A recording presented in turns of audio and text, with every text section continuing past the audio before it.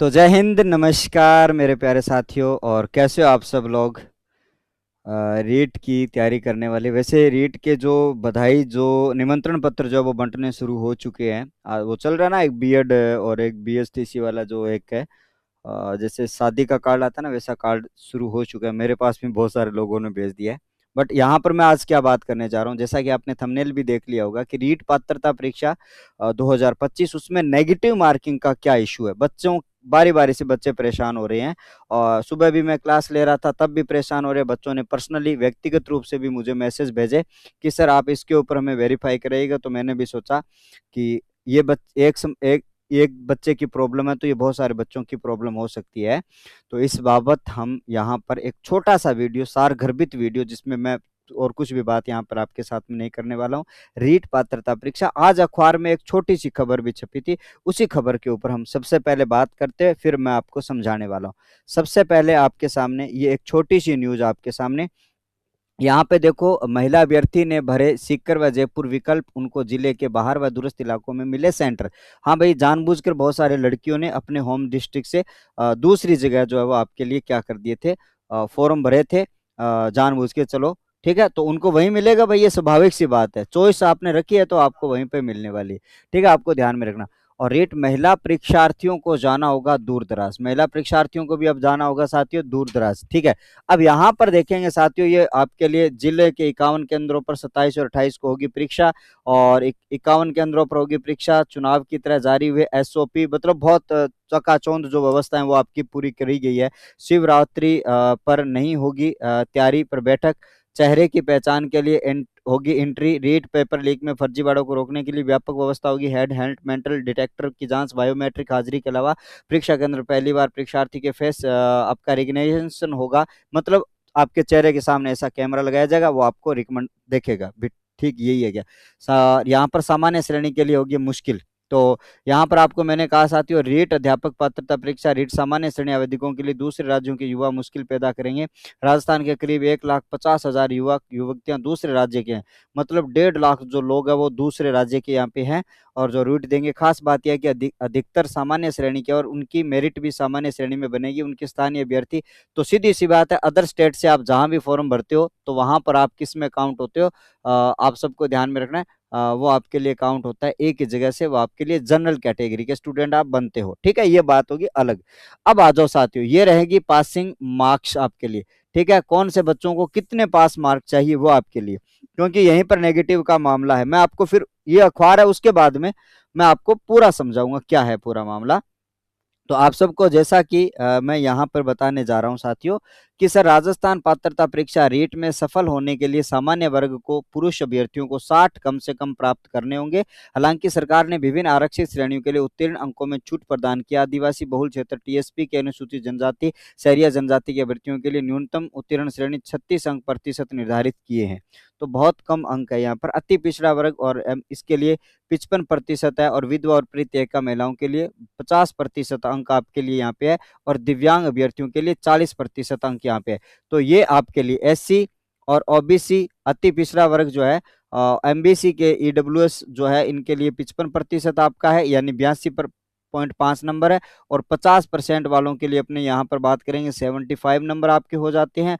और 40% के लिए आपके 60 मार्क्स हो जाएंगे, जो आपके लिए भूतपूर्व सैनिक है या विधवा है, परित्यक्ता महिला जो उनके लिए। लेकिन यहाँ पर देखो, यहाँ पर ये देखो कि इस बार परीक्षा पैटर्न में कुछ महत्वपूर्ण बदलाव किए गए हैं। ये अच्छी बात है, ये इंपॉर्टेंट है। थोड़ा जूम करूं क्या, इसको दिख रहा है क्या बताओ? तो देखो यहाँ पर आपके लिए क्या है साथियों, ये बड़ा जो बदलाव है आपके लिए क्या है, ध्यान से समझना। तो यही मैं समझाने के लिए कि इस बार परीक्षा पैटर्न में बड़ा बदलाव। ठीक है, पहले जहां 4 विकल्प होते थे, अब उम्मीदवार को 5 उत्तर विकल्प मिलेंगे। गलत उत्तरों के लिए नेगेटिव मार्किंग भी होगी, इसलिए उम्मीदवारों को सोच समझकर उत्तर देना होगा। एक और महत्वपूर्ण बदलाव यह है कि कोई अभ्यर्थी 10% से अधिक प्रश्नों के लिए किसी भी विकल्प का चयन नहीं करता है तो उसमें अपात्र माना जाएगा। कोई अभ्यर्थी 10 तक प्रश्न अनुत्तरित छोड़ देता है तो उसको नेगेटिव मार्किंग लागू है। ये देखो, ये है यहाँ पे। ठीक है, अब मैं आपको बड़ा बड़ा यहाँ पे समझा देता हूं क्या है मामला। अगर आप इस पेज पर आ जाओ, ध्यान से समझो। ये मान लो आपके लिए पहला घोड़ा, फिर दूसरा घोड़ा, तीसरा घोड़ा, 4 तो आपके विकल्प आते थे पहले, अब आपके लिए 5वां विकल्प जोड़ दिया गया। ठीक है, मान लेते हैं आपको 90 में से आपको 70% राइट आपके हो रहे हैं, राइट आप कर रहे हो, और 20% बच गए।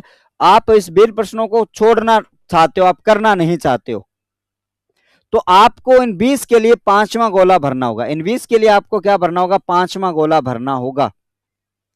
लेकिन आप सबको मैं यहां पे बता देता हूं कि मान लो आपने 70% तो इनमें से आपने राइट कर दिए और आपने ये पांचवा गोला भरा ही नहीं।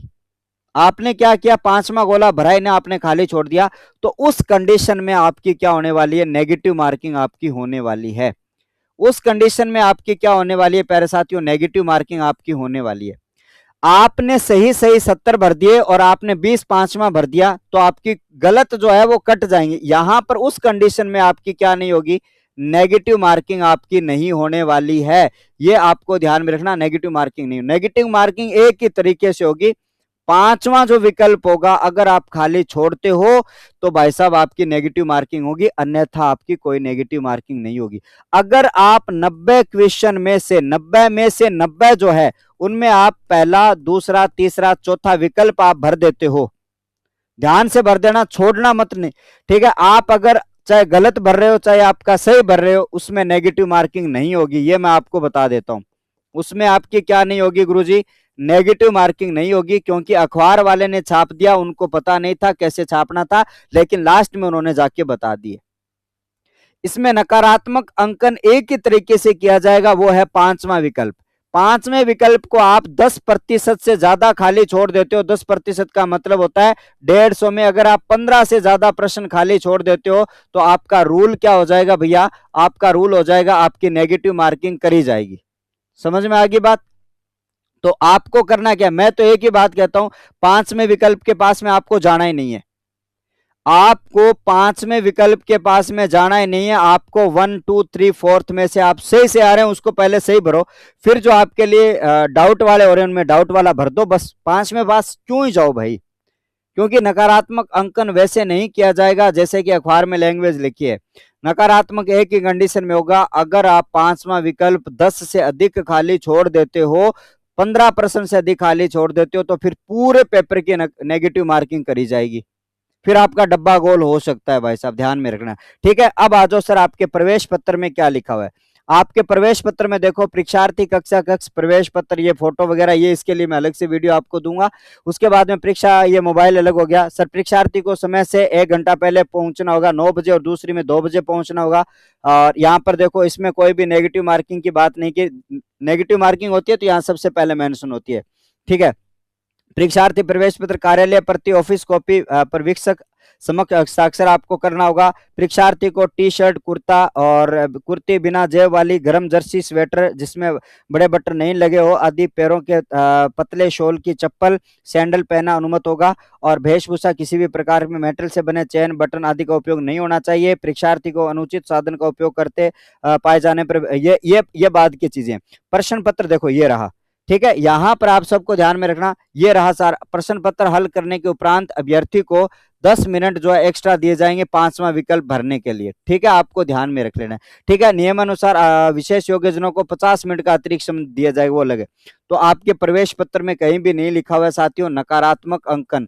नकारात्मक अंकन के बारे में बच्चों, सुबह के बच्चे परेशान हो रहे हैं, तो आपको मैं ये बता देता हूं, नकारात्मक अंकन आपका देखा जाए तो आपको पात्रता परीक्षा में कोई भी नकारात्मक अंकन नहीं होता है। पात्रता परीक्षा में क्या नहीं होता है गुरुजी?